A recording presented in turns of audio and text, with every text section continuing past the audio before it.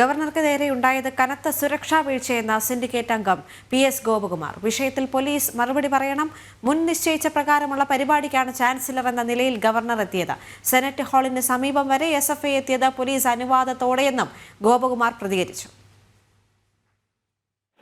കേരളത്തിന്റെ ബഹുമാന്യനായിട്ടുള്ള ഗവർണറും ഈ സർവകലാശാലയുടെ ബഹുമാന്യനായിട്ടുള്ള ചാൻസലറുമായിട്ടുള്ള ആരിഫ് മുഹമ്മദ് ഖാൻ സാറ് വളരെ മുൻകൂട്ടി നിശ്ചയിച്ചിട്ടുള്ള ഒരു അക്കാഡമിക് പരിപാടിയിൽ പങ്കെടുക്കാനാണ് ഇവിടെ വന്നിട്ടുള്ളത്. അപ്പോൾ അതിന് യൂണിവേഴ്സിറ്റിയിലെ ചാൻസലറുടെ സന്ദർശനം എന്നുള്ള നിലയിൽ യൂണിവേഴ്സിറ്റി മുൻകൈ എടുത്തുകൊണ്ട് എല്ലാവിധ സുരക്ഷാ ക്രമീകരണങ്ങളും ഒരുക്കിയിട്ടുണ്ട് എന്നാണ് ഞങ്ങൾക്ക് മനസ്സിലാക്കാൻ കഴിഞ്ഞിട്ടുള്ളത്. അത്തരത്തിലാണ് റിവ്യൂ മീറ്റിംഗിലും ഒക്കെ സിൻഡിക്കേറ്റ് അംഗങ്ങൾക്ക് നൽകിയ ഒരു ഫീഡ്ബാക്ക്.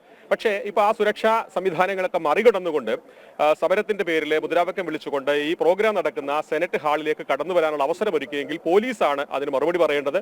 പോലീസ് ഒരുക്കിയ സുരക്ഷാ സംവിധാനങ്ങളും കേവലം കാഴ്ച വസ്തുക്കളായിട്ട് മാറി എന്നുള്ളതാണ്.